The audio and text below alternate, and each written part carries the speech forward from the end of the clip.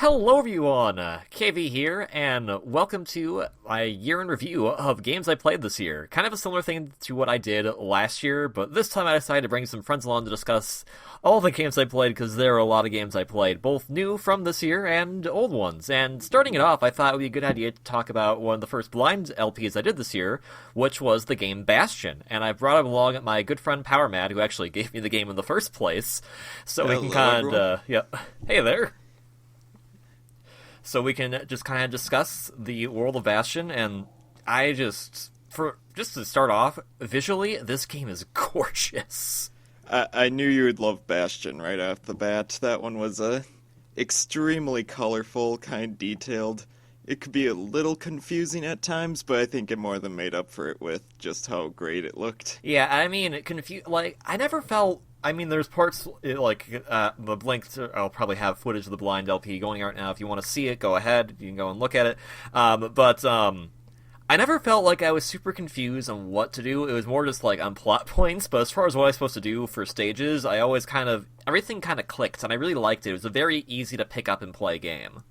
Yeah, they really got a lot off with the simple... Here's the thing about Bastion. It has the narrator system. That's, its unique thing. You kind of agree with that, right? I agree with that entirely. I like that the narrator system plays into the story, but it also kind of is a nice teaching tool for some of the items you pick up. It worked really nicely in that regard. It didn't feel like it was obstructing anything. Everything kind of, flowed together very nicely with that narrative. Yeah, the idea behind the system was to kind of just say, hey, we don't want to stop we still have a story to tell, but we don't want to stop the player to read, tons of text and dialogue boxes. Mm-hmm. And so they just kind of kept it flowing naturally with the gameplay, and they do some clever stuff, too, with it. Yeah. During gameplay. Because when I first started that game, I didn't think Rux is the actual character that you were going to meet. I thought that was, the kid, later in life, narrating the story. Yep, and then you get to the Bastion, it's and then the kid comes across someone else. He comes across me. That was a pretty cool scene. As much as it confused me the first time, I thought that was still pretty unique. Yeah. And I really loved I never did many of the challenge things. I should probably go back and do that sometime my own. But I did love, how many different weapons there were, all different types of sub-things you could do. I just there's a great sense of customizability with it, and you could stick to what you really like, or you could level up other weapons. Oh yeah, all of my friends have different things they picked up, what they did for strategies. Me, I ran with the machete and dual revolvers, and a high-risk, high-reward life drain system where I would kill enemies for life, but would die like a glass cannon if I stopped killing enemies. Yeah, I think I stuck with the hammer for most of it, and I pretty much fell in love with your good friend, the hammer. Yeah, I pretty much fell in love with the repeater. I got the revolvers, and I was hoping they would be as awesome, but they wasn't as rapid fire as I was wanting. Oh yeah, you need to upgrade it to get that. And I like about the two is that what's also really nice is that they have those little sections in the game as well that are specifically training grounds for those weapons, so it can help you kind of get better with them and also give rewards to help them improve themselves as well. That was a nice little feature, I thought. Yep, every weapon challenge at the end of it unlocks a new super attack you can do with it, or just upgrade components for it. Okay. And yeah, it was a really nice little incentive to get you to practice with the weapons. Yeah, it definitely helped you kind of figure them out more, because some of them it's I don't know what this is. I think the motor, I got that one, and I was I want to get rid of this right away. But I went to the training grounds, it's oh, I can see how this is useful, but it also helps that I was, on a separate island from all the enemies, so nothing was getting in my way. The mortar was probably one of the more interesting ones. It is such a slow attack, and I know you hate those, but you set it up, you just let it fly in the air, and then when it crashes down, it just destroys everything it hits. Oh yeah, that was just a lot of fun. I'm just trying to, for most of these videos, I should note, I will probably be discussing spoilers, but I will pretty much either put a big spoiler on the screen, or I'll literally say spoilers. So before we go into spoiler discussion on Bastion, there's two biggest spoilers, I think, for this game. It's a pretty simple game. Yeah, straightforward enough. I'm thinking, of all the different locations, the music, I really like the music. It was very, Not something I'd acoustic probably guitars. Yeah, it's not something I'd probably listen to like on a day-to-day basis, but it really set the mood of the game. It really set the mood of what was going on. I really liked that's kind of how it started from beginning to finish. Yeah, music is a huge highlight for a lot of people. It just has this nice Western style theme, I'd say, kind Yeah. of. And yeah, just fit in. They have a good amount of tracks, and all of them are just great. I was trying to think of like a lot of areas, like different locations. Like I think there's that mine area with like the conveyor belts, and it was kind of I like that for what they were doing. They kind of switched things up, and everything always felt like it was a nice new discovery, but never felt it was either unfair or repetitive. And I thought that was a really good plus to it. Oh, the difficulty of the game is one thing I'd like to bring up. Okay. They let you adjust the difficulty, and it's genius that way, because Yeah. it's just like those shrines. You didn't. Did you touch any of them? I think I touched one of them once, at least in the blind LP. And then it I just haven't. wrecked you, Yeah, and you I just turned. went, nope, I'm done with that for right now. I haven't gone back to Bastion in a little while. I will probably go back to it at some point and start using them. But I thought I do think that was a nice idea. That was kind of a good incentive because it gives you more reward, but more risk as well. Every single shrine you turn up increases the percentage of money you get, and yeah, it was really. I'm a guy who loves a challenge, and I turned on each one as soon as I got it, and it just racked up the difficulty the further I got till it was freaking insane by the end. I like a challenge too, but it's something like, especially from recording, I don't want to get because that just You don't want to get too stuck in Yeah, one place during yeah. that run. Yeah. But otherwise, I guess just spoilers really quick. Get into the story parts of it. Yeah, I mean the story's it's a little hard to follow at first, but then it kind of It tries to be confusing Yeah. at first, but they throw you in a fish out of water character who doesn't need to understand Yep. it right away. And we'll get into more of what they did wrong in Transistor a bit slightly with that story. but otherwise, like, it's pretty straightforward. The major spoiler is that there's a guy you save, and he ends up betraying you. And that's about it. Yep. And I do like that that ended up becoming a good reflection in the He ending. ended up betraying you for the right reasons, and Yeah. I like that. He's not just a complete jerk, He he's learned just stuff a that he was pretty misunderstood much... character. Yeah, he learned stuff that was kind of like, oh, okay. And it's not so much that he's betraying you, he's more betraying where you are, which is the Bastion. Yeah, basically the kid's race of people was a complete jerk to his race of people, Yep. and he finds out about they're the reason the whole world's destroyed in the first place. And then I like that it tied into the ending, because that allowed you had a few choices you could make. You could save Zolf, the guy, or you could Yep. not save him. That's one part I'd like to bring up as kind of a weird part, is that if you don't save him, there's just nothing to that scene, but if Oh. you do save him, it's like amazing. That scene, when you save him, that scene, I just thought that was like a very genuine scene of you just carrying him on your back as you're walking through the... Yeah. It was a great use of gameplay in Yeah. that. It doesn't change the gameplay much. You're just carrying him on the back the same way you're carrying the battering ram around for Yep. the last part. And you're just trying to take cover, not get shot until the end where everyone stops shooting at you altogether. I do have to question, though, if the entire world got destroyed, how did so many Uros survive? There's a lot to Bastion that's just kind of left up. Okay, Like, fair it's enough. not worth explaining, Yeah. but it's like a little bit you could question. And then the ultimate ending has that other choice as well, is pretty cool. I do like the kind of, it reflects how you went through the game and how you interpret the story, and that kind of determines how you end it. I like that a bit about it too. So it was a game that definitely had some pretty hard choices, I think, that Yeah. used your influence of past events to determine what you think is the best. I think 90% of people probably save Zolfin for a good reason, but the ending choice is a much bigger one. Yep. And I won't get into that. Okay. But yeah. So, shifting gears a little bit, well, I didn't play this on the channel, I did end up playing the other game that Supergiant Games has made, which is Transistor, which PowerMed also gave me.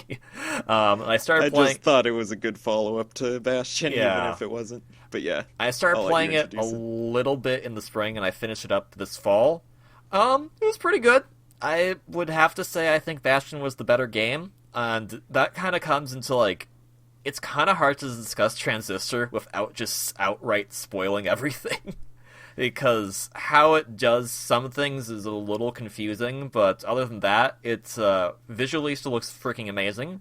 I love. I'd say it looks even better than Oh, Bastion. yeah, Like, I love Bastion is more colorful, but this has a more grounded world, and like they really get across that cyberpunk setting really well. Well, I think what really makes this one work even better so than Bastion is Bastion is a very colorful world, but in Transistor, the world is pretty dark, but all the characters and enemies are lighter colors, so they pop out, so it's a really nice visual style that really kind of grounds you a little bit.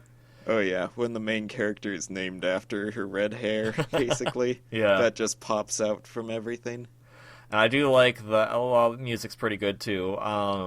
Mostly I just like the training grounds beach music, because that's where I spent most of my time when I was playing the game anyway. Gameplay-wise is where I kind of get a little confused, because it is a much more complicated game. It's trying to be strategic, but also action-oriented at the same time. It was a combat system I never quite pinned down. I somehow beat the game, and I still can't quite explain the combat system. Yeah, that one's a hard one to explain. Because, yeah, I feel like it would have been better going completely one way or the other. You either play it super tactical or super action-y. And, like, one's going to override the other. Uh-huh. And I mean, I like what they ended up with. I don't think it's bad. It's just, it's a confusing thing to explain. It's a thing that you have to really kind of play, and you have to basically just grin and bear it to get through it. I'd say if you don't like a game, because I think the other thing is that with how its narrative goes, it doesn't do as much of a great job of explaining how to do things. It just kind of does things. Yeah. They tried to do the same narrator system, even got the Rux to voice the Transistor, but he doesn't narrate usefully like in Bastion. He's just kind of throwing out sassy quips. And story beats, and that's about that. He doesn't, like, in comparison, Bastion, if you run across like one of the weapons, Rux would say something that would be story related, but would still give you help on how to use the item. Yeah, this one he's just kind of, you find weapons are just like people you pick up along the way, weird kind of the Transistor absorbs them. Yeah. It's hard to explain. Yeah. And yeah, he just kind of comments on the character quick, but doesn't really tell you anything about what it does. Or much about the character, because as I learned, because I was playing around with some of them, you have to level up some of those abilities, and if you level them up, you get more of the character's bio. So in order for you to learn everything about the world, you kind of have to level up everything.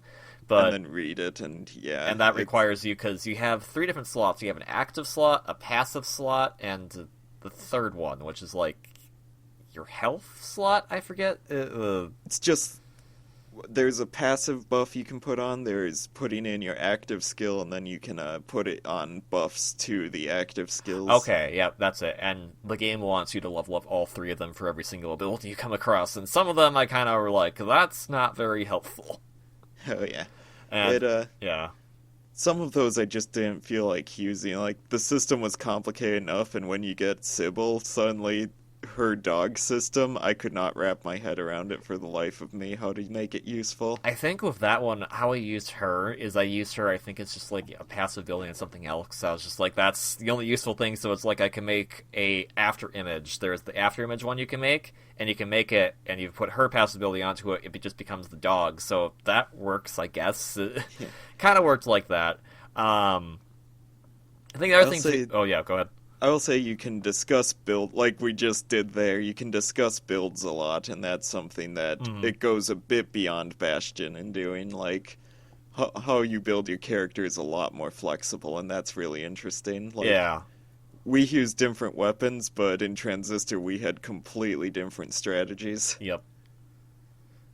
And the penalty you pay for actually getting almost killed gets rid of a lot of those abilities. So that was kind of a nice system, because I think that's the other thing about it, is that Bastion, they had set areas that were basically like stages. Transistor just kind of plays as one long game.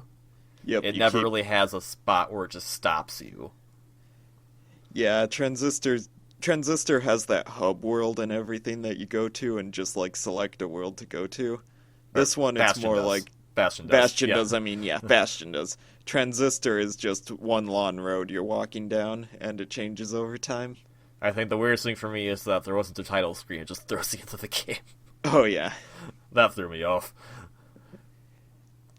Alright. Otherwise, story-wise, I don't know what's going on half the time in Transistor, to be honest. I like the world they have built up. Yeah. It's played to that kind of mystery element that can work, but I don't feel like they went far enough with the mystery element. Like, they didn't throw you in a fish out of water situation, so they kind of assume you know more than you do as that character. yeah. And two, they didn't really explain everything they started. Like, the big thing someone brought up to me is, why did Red lose her voice? Yeah, I think Nothing went into that. Really, because I would say that at least because of the leveling up thing, that's kind of brings me to the leveling up system, is with those bios, that one of them would probably have some detail on that. Because those bios had a lot of detail as to the backstory of the world, and that was kind of like, oh, so this is where most of the history of the game is stored. Yeah. On an overall scale, though, I don't think I understood it till, like, the last fourth of the game, what was even going on in the first place. Still don't quite understand what's going on. All I know is that the ending was kind of weird, but I like the final boss fight at least. Final boss fight was one I wish we saw more of. That was Yeah. a great ending, though. I suppose they saved their big guns for the end there. The ultimate... Yeah, so good. It was a little easy, but still. Oh, I had a lot of trouble with it. The ultimate ending I thought was a bit weird, but I guess in the case of Bastion, at least without spoiling too much, I mean, spoilers and whatnot, but in the case of Bastion, the way it ends, it's an open ending, so something could still happen with this world. Transistor ends, and it's pretty much a closed ending. There's nothing more that can be done with these characters. Red, why would you do that? Well, it's okay. Red's gonna be in another game at some point because she's gonna be a guest character in the RPG. Oh yeah. She lives on in the same way Bit Trip Runner lives on. Yeah. So those are those two games, those two Supergiant games, and I thought both of them were good. I probably still have a preference to say I preferred Bastion more. I think most people can say they preferred Bastion more. Okay. Just going off of what I've read around. But yeah, Transistor has a unique feel. It doesn't feel like it's miming Bastion, and I can respect it for that. It feels like they're trying to do another unique thing, and I applaud them for that. I look forward to seeing what other games Supergiant Games comes out with in the future. Yeah, I'm actually kind of curious. Like, they haven't announced anything yet as far as I know, but I'd love to see more from them. Yeah, I mean, Transistor was 2014, so it's not like it's been super long since their last game. Yeah, maybe they're just taking their time with announcing this one. Yeah. I know Transistor they basically announced pretty shortly after Bastion, but still. Mm-hmm. I doubt the company's just disappeared altogether. I highly doubt it. I look forward to more from them. And thank you for, joining me for discussing them and for providing the games for me. They were fun. Yep, they were fun plays. And if you want to see the blind Bastion run, there will be a link somewhere in the description below. Otherwise, there'll be more year in review videos coming out throughout the rest of the year. So look forward to those, and I'll see you all in the next one. Ciao. See you next time.